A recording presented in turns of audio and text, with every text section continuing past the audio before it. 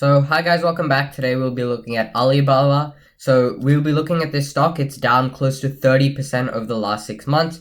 And I believe this recent drop over the last day or two where it dropped more than 11% presents a pretty unique buying opportunity. If we look over the last 5 years, we haven't really seen this stock this cheap since the crash in 2020. And before that, we were looking in between 2019 and the beginning of 2020 there. So the stock has fallen quite a bit since its high on 23rd of October. The stock is down more than 40% since October of 2020, which I believe presents a pretty interesting buy as regulatory issues from China continue to hinder its business.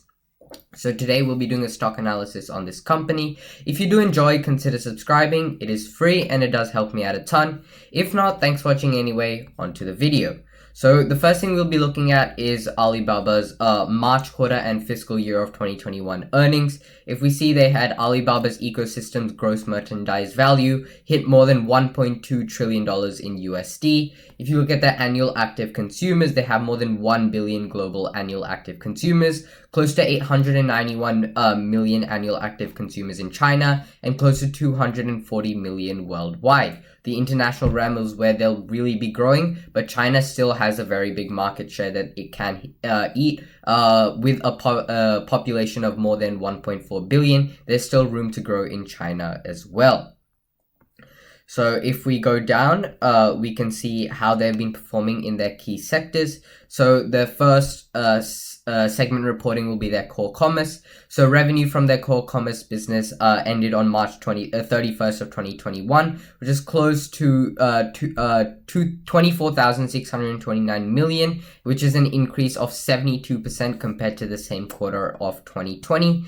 And revenue from the core commerce business, which ended on 2021, was 94,805 million, which was up 42% compared to the same period last year. Adjusted earnings before interest, tax, etc. increased by 9% to 4,683 million.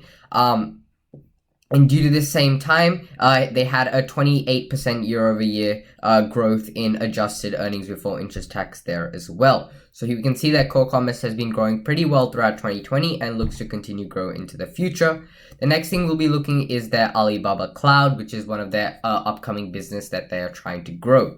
So revenue from the cloud computing business was 2,558 million, which was an increase of 37% compared to 2020. This was primarily driven by growth in revenue from customers in the internet, public sector, and finance industries. The slower revenue growth during the quarter was primarily due to the revenue decline from the top customer in the internet industry. This customer has a sizable presence outside of China that used our overseas cloud services in the past, has decided to terminate the relationship with respect to their international business due to non-product related requirements, which has hit Alibaba quite a bit. They had slower than expected revenue growth, but they still had a growth of 37% there, so it is still pretty solid growth that they have.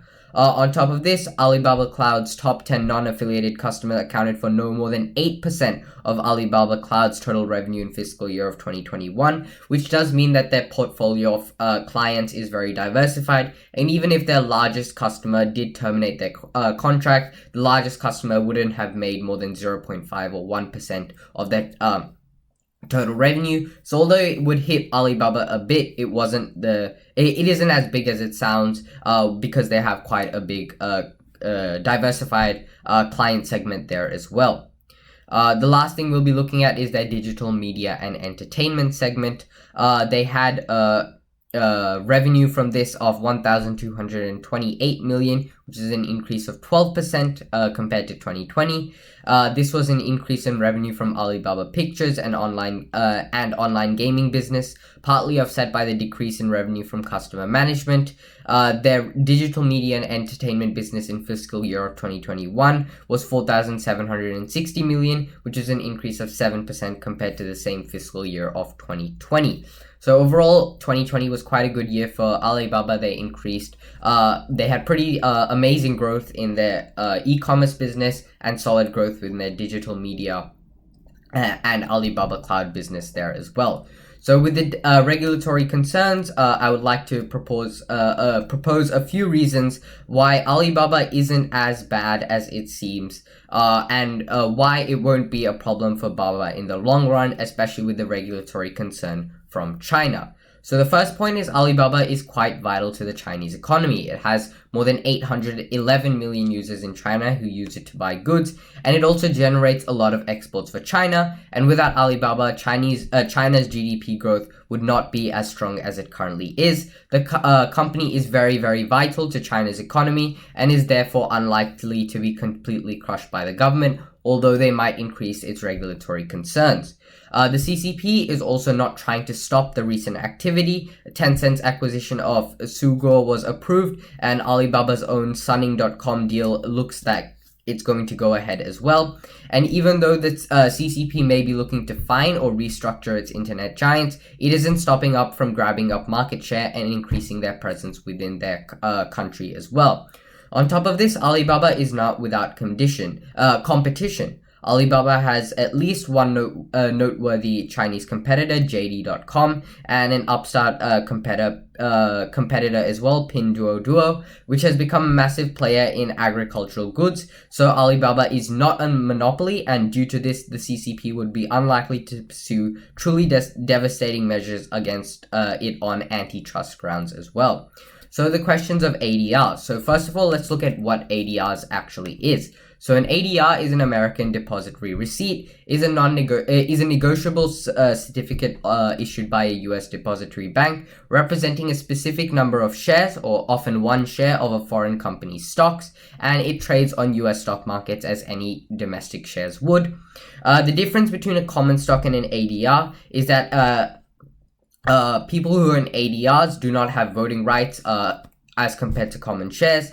There are some ADRs that would get, in certain conditions, get converted to common stock, but by most ADRs would still remain ADRs and they wouldn't have any voting rights there. So in terms of regulatory concerns, because of Alibaba being an ADR on the US market, it is not too big of a deal, especially for the average investor who wouldn't have more than $1 million worth of stock in Alibaba, and that's when it really starts to matter whether you have voting rights or not. But since people don't traditionally have millions of dollars lying around, especially millions of dollars investing in one company right there, Alibaba's ADR regulatory concern is not really too much of an issue to the common investor, so I wouldn't worry about it too much. So let's look at their recent financials. We can see their revenue was 28 billion, which was up 64% year over year. They had a loss from operations of 1.2 billion. They had net income of negative 836 million. Their cash from operations was 3.6 billion. Their free cash flow was 100 million. And their active customers in China was 811 million, which is up 32 million compared to Q4 of 2020. If we look at a more yearly basis, their revenue was 109 billion, which is up 41%. Their operating income was 13.7 billion, which is down 2%. Their adjusted earnings before interest, tax, etc. For their core commerce was up 17% to 29 billion. Their adjusted net income was 26 billion, which is up 30%. And their free cash flow was 26 billion, which is up 32%.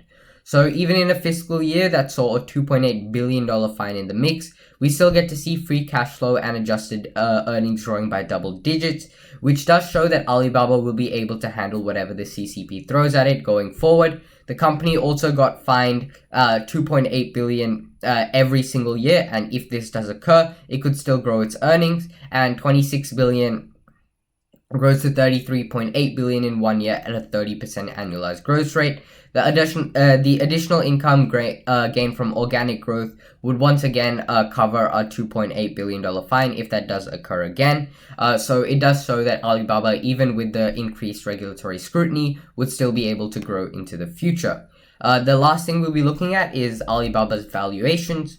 So we can see here Alibaba's price to earnings has gone from 52 in 2014 all the way to right now. It's currently trading at a PE ratio of 22, especially with the growth that it offers in the future is dirt cheap compared to many of the tech giants we see in the Western world. On top of this, their price to cash flow is also pretty cheap at 14 right now. Their price to book, slightly expensive for an asset stock, but it has been trending downwards. So once again, a very good sign for Alibaba. They've been growing their assets. Their price to forward earnings is 19. And with their earnings set to rise, that does show that their stock price is set to increase faster than their earnings in the near future as well. And their PEG ratio of 1.71 is traditionally higher than what it has been for a while. So the company isn't going to be growing as fast as it has over the last 5 years, but it's still looking to continue solid growth into the future.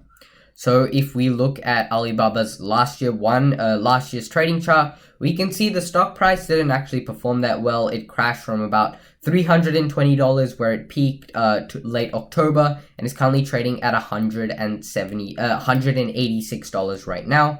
To put this into perspective, we can see over the last 5 years, Alibaba has been quite volatile. It's gone down all the way from about underneath $100 all the way to $320, and this is quite a big correction, but it does show that if you look at the 5 years 200-day simple moving average, the stock price is trading just slightly underneath the 200-day simple moving average, which could present a very interesting time to buy. Especially you see the last few times the stock got close to the 200-day simple moving average, December of 2018, then later in July and August of 2019, closer again, we're looking at March of 2020, much sooner, December of 2020.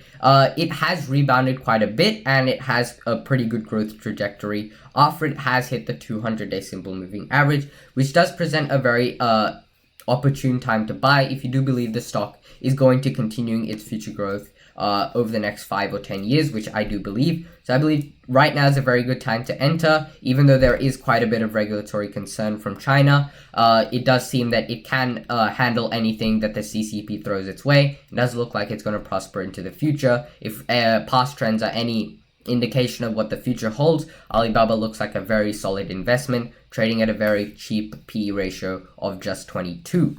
So if you do enjoy, consider subscribing once again. Make sure to do your own due diligence, and I'll see you in the next video. Bye.